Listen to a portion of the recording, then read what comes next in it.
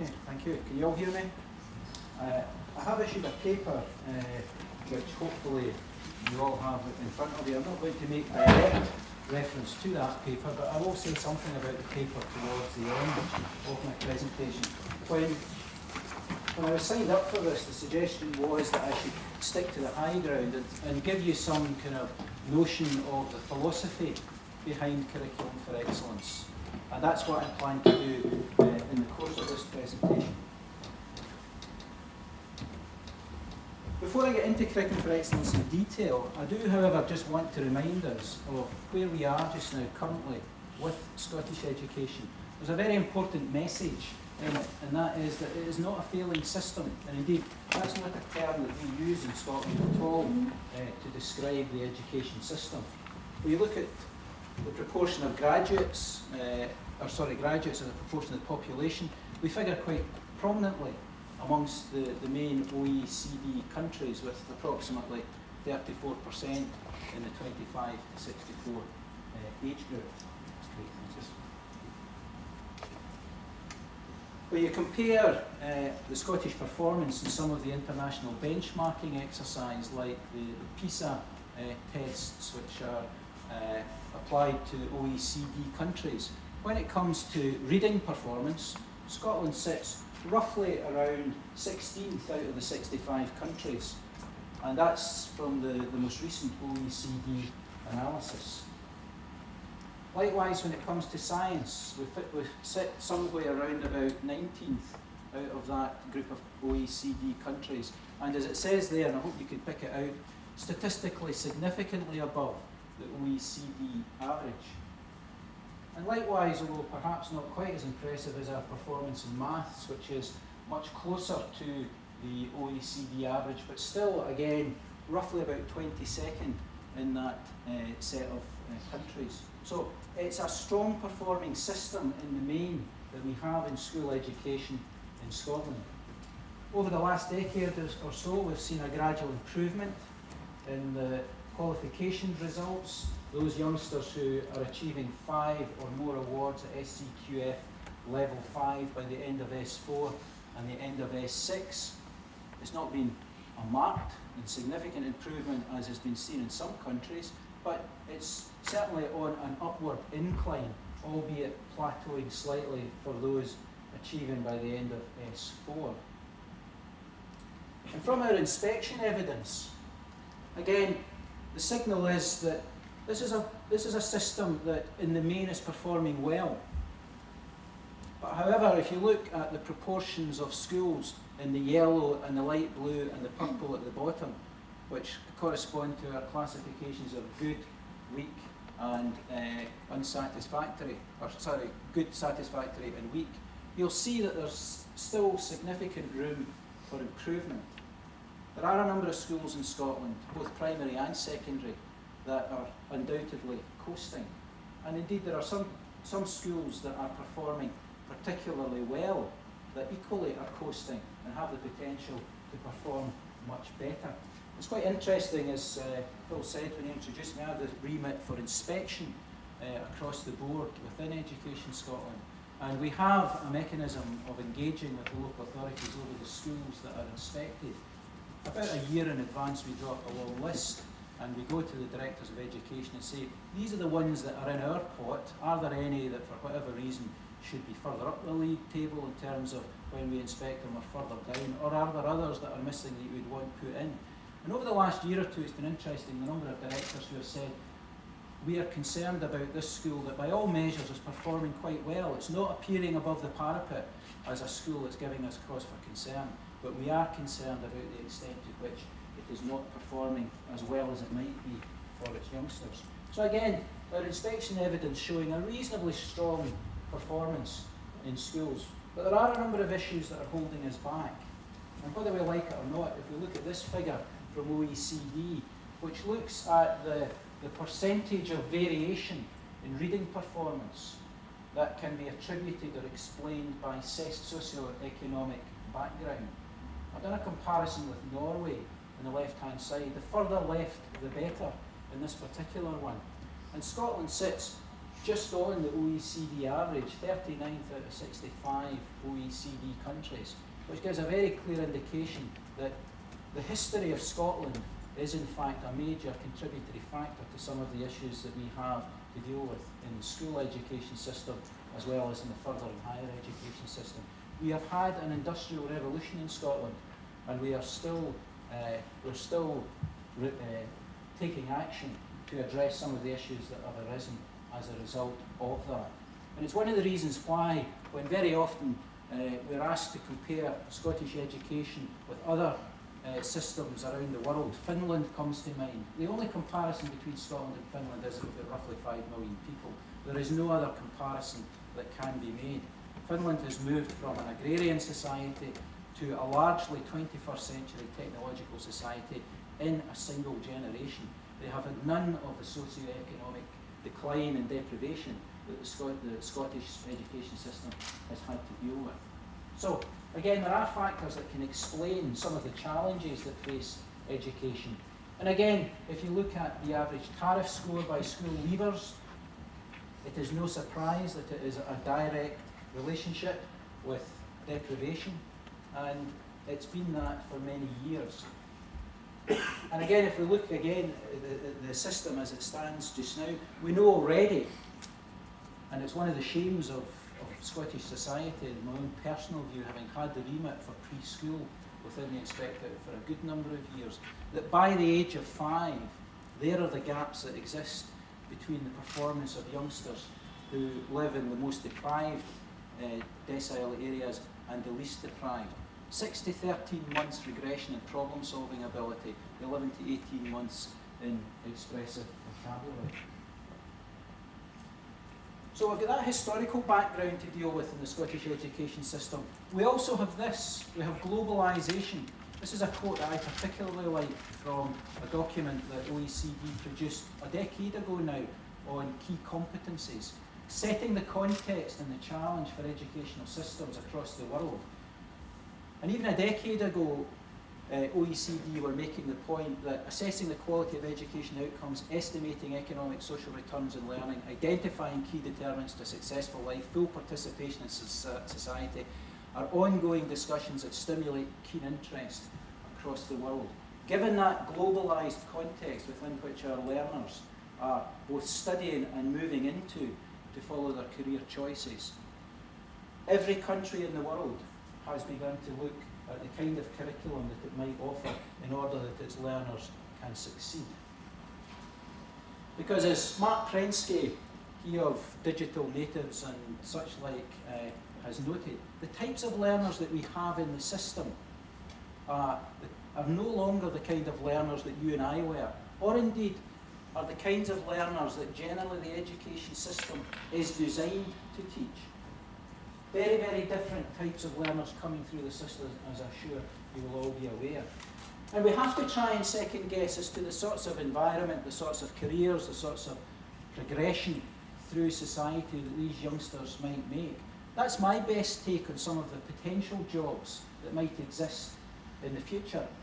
Some of them are entirely made up, but who's to know whether they're entirely made up or not? That youngster in that slide is going into that kind of environment as a learner who is already in our educational system, working their way through it. And as Willard Daggard, the director of the International Centre for Leadership and Education, noted, and I would love to know how he calculated this as someone who's very interested in evidence, the world that kids are going into is changing 4 times faster than our schools. A very, very worrying prospect. And perhaps also delete schools and replace with colleges and universities. Alvin Toffler, the American sci-fi writer, who, if you haven't read some of his stuff, is absolutely fascinating, very, very future-looking, makes this point. When we talk about the kind of attributes that we want of our future learners, it's not the ones who can learn up stuff for exams and pass exams. We need somebody who does much more than that. It's the learner who can learn and unlearn and relearn that's going to have success in whatever they follow in their future careers. So bearing in mind the context of OECD and the key competencies document, and I think with a general disenchantment and recognition that the Scottish education system wasn't performing sufficiently well for all its learners, and that there was a need to future-proof as much as possible the Scottish education system, we had in 2003 a national debate in education. And I want you to look at the key findings from that report. Huge, massive consultation across the country by the administration at that time.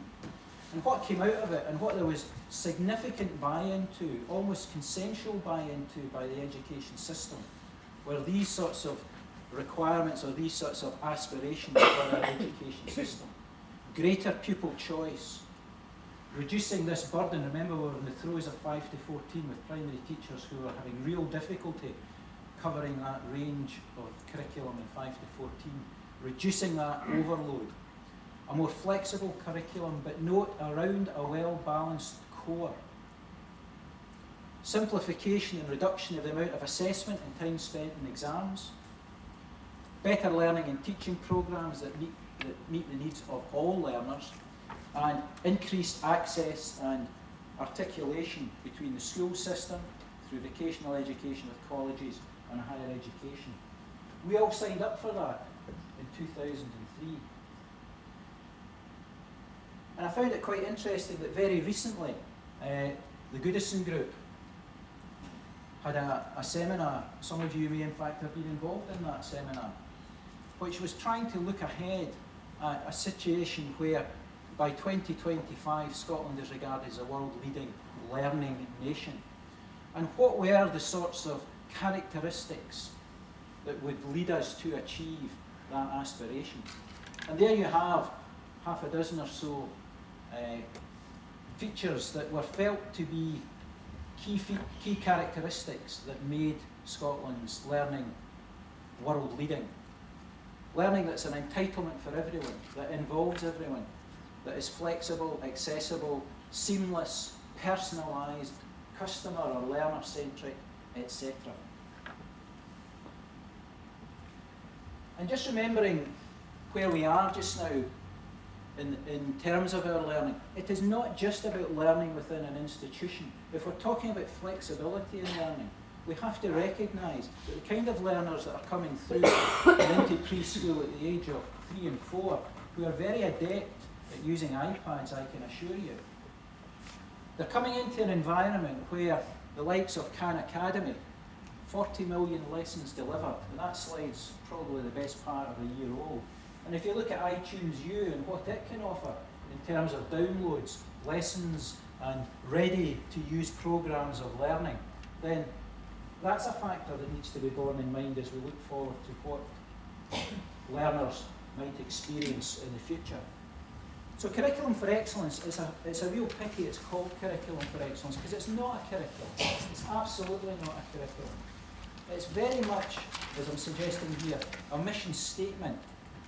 It's our best guesstimate as to the kind of learning experience that we want learners to go through as seamlessly and as coherently as possible, in order that they can deal with the kind of challenges that the previous slides have shown you.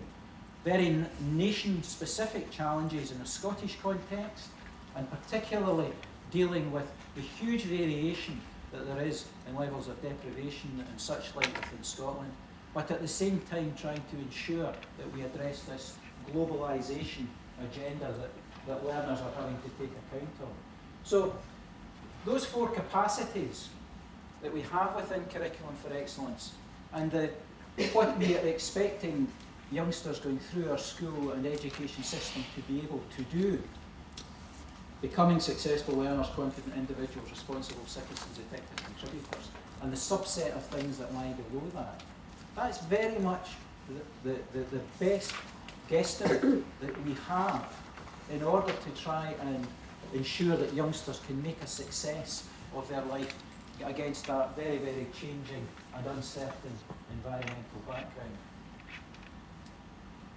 And written into Curriculum for Excellence are a number of attributes that not just within Scotland we recognise as required, but an exercise carried out by Foresight trying to identify the world in 2020, and what are the kind of attributes that employers, what are the kind of attributes that folk like yourselves and your admissions colleagues, what are the sorts of things that we want learners to develop in order that they have got a better chance to succeed in their educational experience and in lifelong learning generally.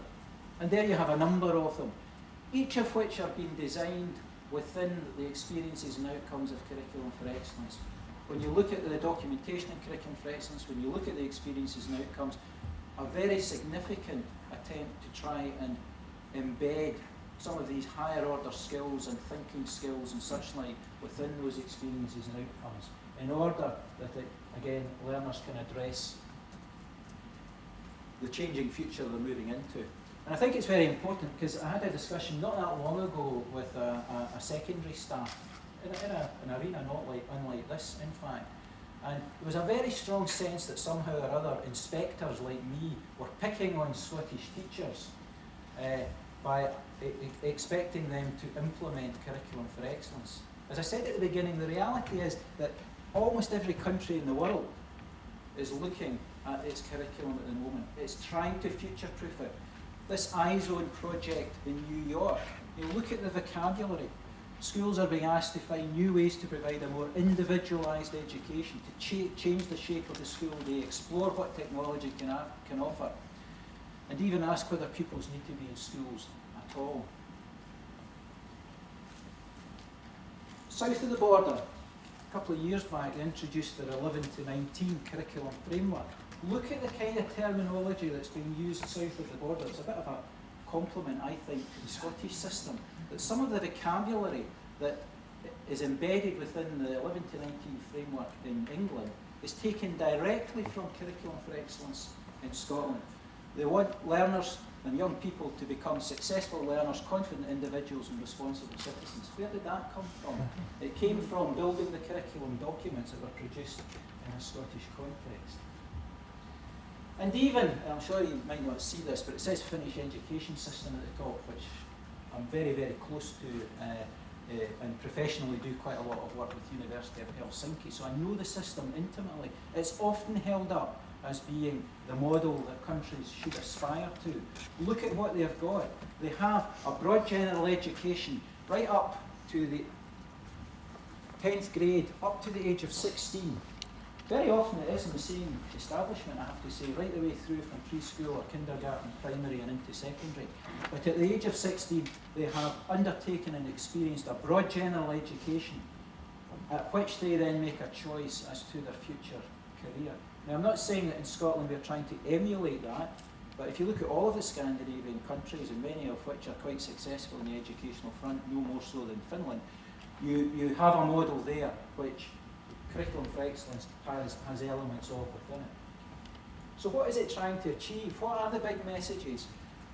Taking everything that I've said thus far about dealing with country-specific issues that we have to face in Scotland, as well as global issues in order to generate an education system, what is Curriculum for Excellence trying to do? It's trying to certainly improve outcomes for all learners. I think we recognise that one of the difficulties we have had in Scotland is meeting the needs of some of the very poorest learners. And we've done reasonably well for some of them, but certainly not for the entirety of them.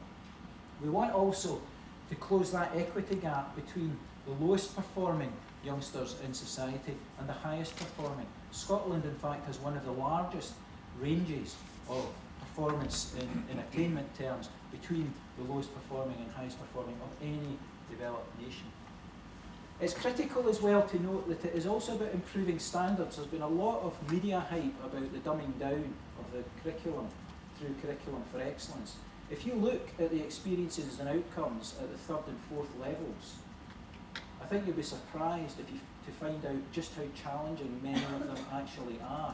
And if you overlay just beyond content and general understanding, the skills that are expected to be exhibited at those levels, I think you'll find that they are very, very challenging. And it's quite interesting that there are a number of teachers, secondary teachers, who now have got the SQA course arrangements in their hands, complaining that the expectation of students is that much higher at Nationals 4 and 5 than was ever the case at intermediate and standard grade.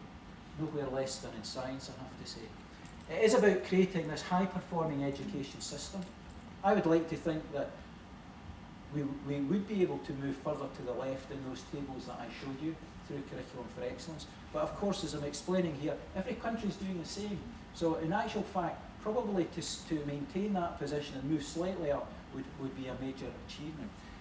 And fundamentally, it is about trying to prepare learners for the future, to try and inculcate new skills, new knowledge, understanding, attributes, as I say, that allow them the opportunity of making a success in their lives. But it's also about cultural change, because the Scottish education system, I think, is really a bit of a threshold. For many, many years, and some of you will remember this if you worked in the school sector at all, for many years we had a highly centralised, highly directive system of curriculum development. The cultural shift is to try and give far more autonomy and responsibility to what are in the main very, very able and very high-performing professionals. Because again, it came through the national debate, concerns about the one curriculum that fits all, and the reality being that that was not going to be appropriate for the future world into which learners would find themselves. So, in shorthand, that is what Curriculum for Excellence is really trying to do. But fundamentally, it is also about the beginnings of a cultural shift within Scottish education, where there is more learner-centric approaches, where there is more individualisation of the curriculum at individual establishment level, where there is much more responsibility given to learners, where there is much more responsibility given to professionals to look at the kinds of curriculum, look at the curriculum that best suits the kind of learners that they have, and for them to take that responsibility on board and to develop the curriculum and the requirements for learners in that context. We've moved within Scotland, or we are moving within Scotland, from a diet of 5 to 14, which I've characterised here as a bit of a ladder, with levels to be got up as quickly as possible, and for national tests to be sat at certain points, and arguably as quickly as possible so that you can move on to the next level. And the reality is that in retrospect, that model was quite flawed. In spite of some excellent teaching that took place and some wonderful experience for learners, the reality is that it didn't build the kind of breadth of learning, it didn't give sufficient opportunity for youngsters to apply skills in new settings and to apply their knowledge and understanding in new settings in order to consolidate their learning and to genuinely be challenged before they can be deemed to be secure at a particular level. So Curriculum for Excellence is much more about a 3D kind of model, like I've tried to present here to you, where breadth and challenge and application are really the name of the game, and making sure that youngsters are sufficiently secure in their learning and have achieved in the experiences and outcomes before they then embark on a course of subject choice and a move into the senior phase, where qualifications would be one of the characteristic features. And it is interesting, we use this slide with teachers sometimes, and it is interesting asking teachers to tell you what that tells them, because very often, when I use this with primary teachers, they see it as a continuum along the top, that they have the youngsters for P1 to P7, and they do the best they can with these ways, and then they go to the big school. And when you talk to secondary teachers see it very much as well. The primary teachers do something with these wains, but they don't always get it right, and they come into us and we then start again and really do the serious stuff with them, and we get it right. Whereas the more enlightened tend to think of that slide as a continuum from the learner's perspective. And that's very much, I think, where the focus of Curriculum for Excellence is about. It's moving from a one-size-fits-all kind of model, where there are assumptions that that curriculum is appropriate to cohorts of youngsters, classes of youngsters, groups of youngsters, and turning the telescope around and looking much more at the individual learner and trying to address the needs of the individual learner. And that we recognise that as learners move through the education system, they don't necessarily see the distinctions that the professional teachers see. They see their learning as being a continuum. All right, they look forward to going to the big school, and they look forward to perhaps finishing secondary school and moving on. But they see their learning much more as a thread that weaves its way across these blocks, rather than as a set of stages that they move through. And Curriculum for Excellence is trying very hard to reinforce that thread of continuous learning and lifelong learning through what it's offering. So what does Curriculum for Excellence offer learners? And what do you, in your specific higher education contexts, what might you expect of the kind of learners that will be coming through the system?